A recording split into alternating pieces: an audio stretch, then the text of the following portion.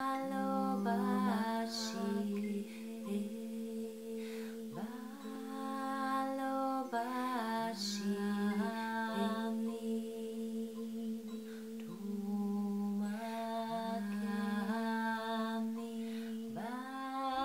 us a little bit about you and your name.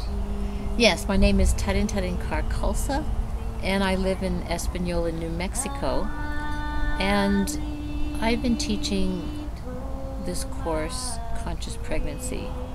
And this is to help women individually become much more aware of themselves and what's their impact that they have on their child, as well as training women how to teach this.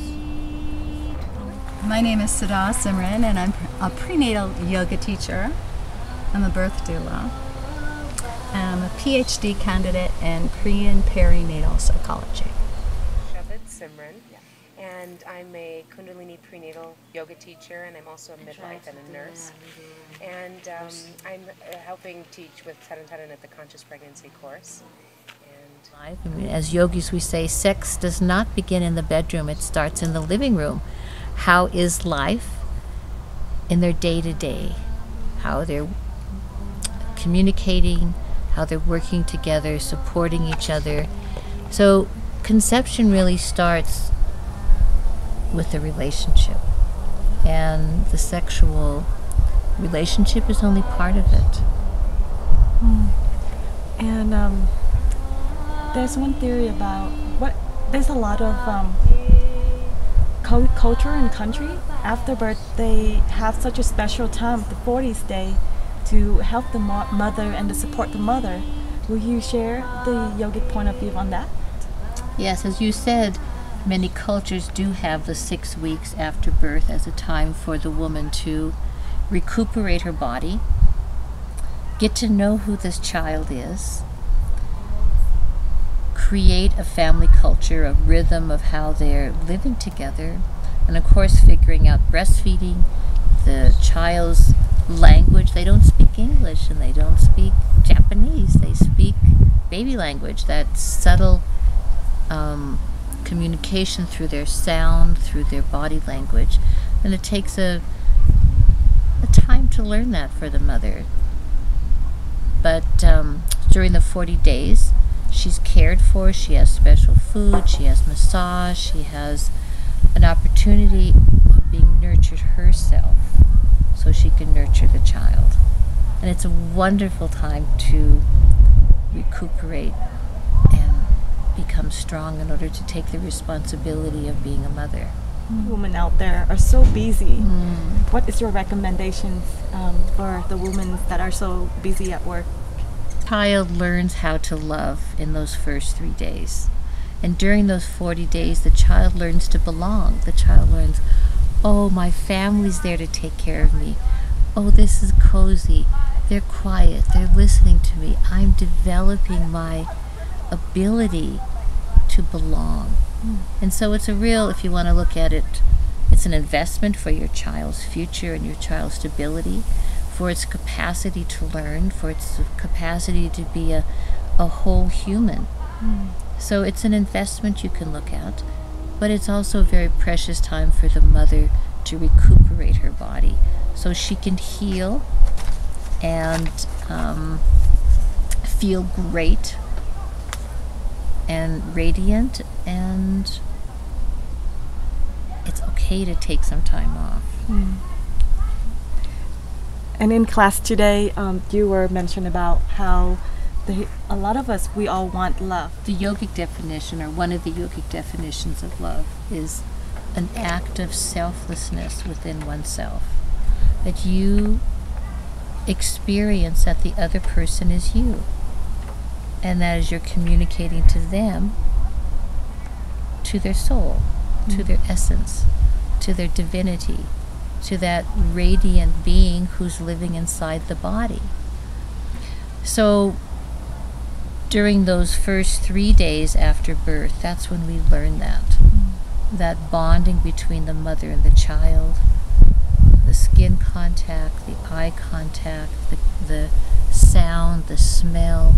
That's when the human learns love. someone is there for me. I know that this is a safe place.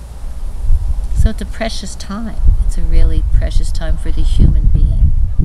And we talk about human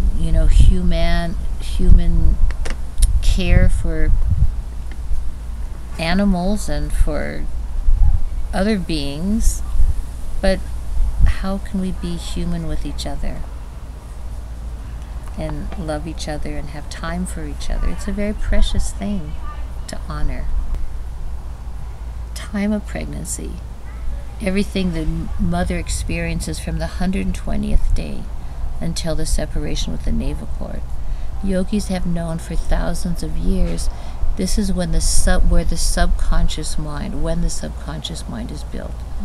Well, scientists have been saying, well, a child can learn music, classical music, if the mother listens to classical music. But the yogi said, it's not only the music, it's the whole life. So the teaching begins actually in the womb. So through a woman allowing herself, giving herself permission to have that relaxed pregnancy where she's meditating, she's caring for herself, she's talking to her child, and then those 3 days after the birth, as well as the 40 days after the birth, if each woman would do that, that would make a huge impact. Just consider all the people you see in your life, on the underground, on the freeways, anywhere. Just a group of people. Every individual has been born from a mother. And if each mother would have that experience of their own beauty, their own confidence, their own grace, their nobility, all these things that are precious, all these attributes that are precious to the human, that give us that sensitivity of being human. If each woman would acknowledge that in herself, and then nurture her relationships, her child, the world would change. Because she holds a lot of impact. She regulates the relationships around her.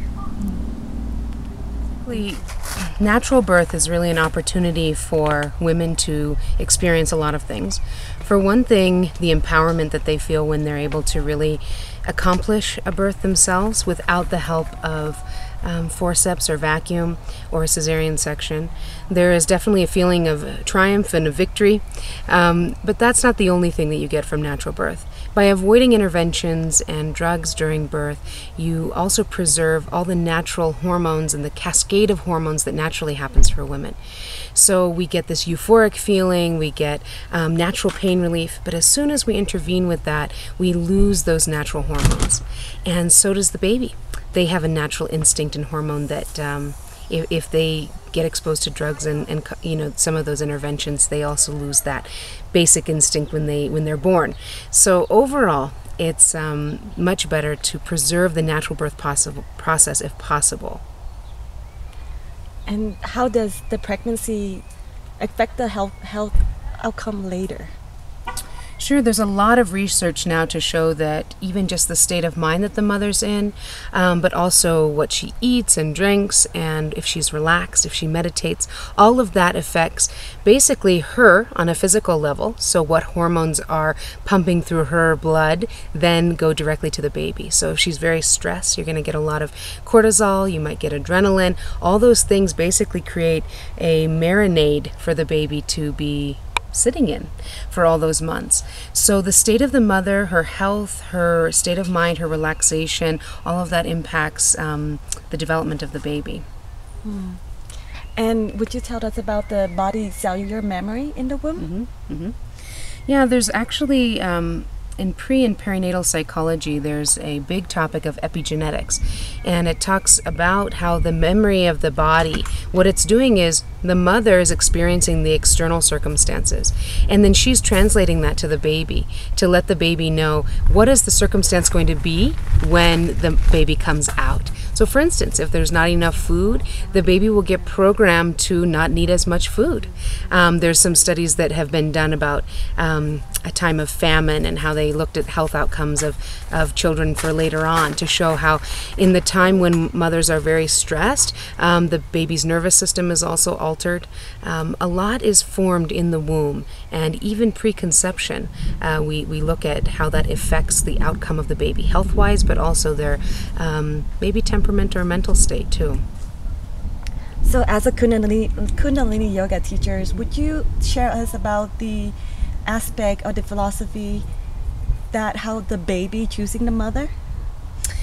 Yes, the concept really that Yogi Bhajan talks about is that we all have a karma or a path, a destiny that we choose. And up until the 120th day, we as a mother are calling out or putting our energy out to call upon a spirit. And at that 120th day mark, we say that the spirit then enters the body at that point. And up until then, they might be tied or close by, but it's then that they really embody the pregnancy. And the philosophy around it is that the karma is matched exactly, that we don't just select the baby that we want and they don't just come to us by choice but by karma, that we have an entwined karma that needs to be worked out on this lifetime. So regardless whether the parents or the baby, we do the best we can. Absolutely, absolutely. And that's something really important to remember, is that even when you think, gosh, this baby is challenging for me, or it's been hard to conceive this baby, or whatever the dynamic is, a perfect dynamic. It's what we have to work through. And I want to say that that's the same with childbirth. Even though we might yearn for a natural birth, or we hope that we can achieve a certain outcome, it's not always the case. And we have to just be present and accepting of whatever has come to us is perfect, just as it is. That's maybe our karma, whether we see it that way or not. It's difficult. So sometimes the mother with the hormones and the experience she's going through, what's the best way for her to relax her mind, so then that way she can just surrender to the process?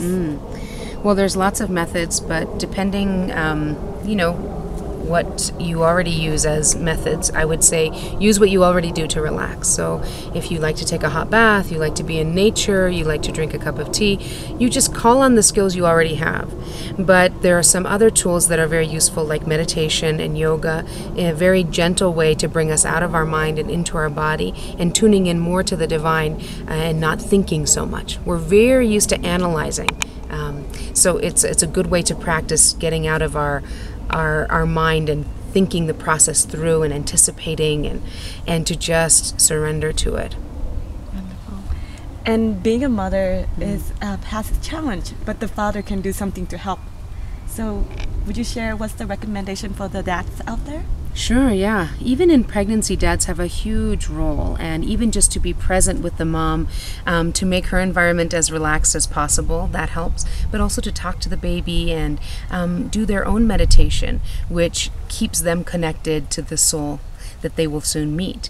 And once the baby's out, something very interesting is that a mother experiences the love hormone of oxytocin when she's nursing the baby or holding the baby close to her.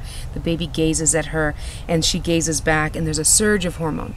Well, fathers experience the same thing. If they can hold the baby within 12 inches so the baby can focus on their face, they get the same experience of the surge of the oxytocin, and so does the baby. So bonding can take place very in the first moments of life. The focus is often on the mother, but the father has such an integral role. And what are yes, ways for the woman to get supported when she's pregnant or giving birth? I think the most important thing is for women to start building community. And what I mean behind that is we are not designed to birth alone. We never have birthed alone. In that way, we're very different from other mammals. And so what is necessary primarily for a woman to give birth vaginally and even naturally is to feel safe and to feel supported. And that truly begins at minimum in prenatal yoga. And that is the primary intention, is to build community so these women can work through their fears and their doubts about their ability to birth a child, their ability to parent, so that they can walk into that moment when their labor begins empowered with their trust and their faith and spirit, that their body knows what to do, and that they are going to be fully supported as they bring these babies onto the earth plane and into their arms. And will you share us the power of a woman? The primary power of a woman, from my perspective, is to be herself in all circumstances. And I laugh all the time because that's the biggest challenge for me, is to be myself in every moment, to be true to myself in every moment. Yogi Bhajan speaks about values, and whenever you compromise your values in any relationship, you're lost. And that is the challenge of the woman, to remain true to her values. That's beautiful. And woman being pregnant alone is very difficult. So what can father do to help to support her? The partner, the more time the partner spends around the pregnant woman, her hormonal cycle of change during pregnancy actually does affect the partner. And the partner going more into the role of the protector is very, very important, because again, feeling supported during this process is so very, very important during this time in history. And what happens is that the partner is shedding their relationship to how they were raised. They're reflecting back, my mother did this, my father did that, and they're looking at what they want to bring forward into their parenting. Woman is doing the same thing. So that's why I'm a big advocate for the walking meditation as prescribed by Yogi Bhajan, which is walking hand in hand with your partner, woman chanting Sant, Nam, partner chanting Waheguru. And as you prepare for that exercise, to start discussing how it was that you were raised and what characteristics you want to bring forward, what values you want to bring forward, and those that you consider to be pitfalls or traps of the way that you were raised, so that you too can present a united front as your baby lands on the earth plane and develop this loving relationship that will be a model for your child as it walks toward its spiritual destiny. It's about being true to yourself and loving yourself.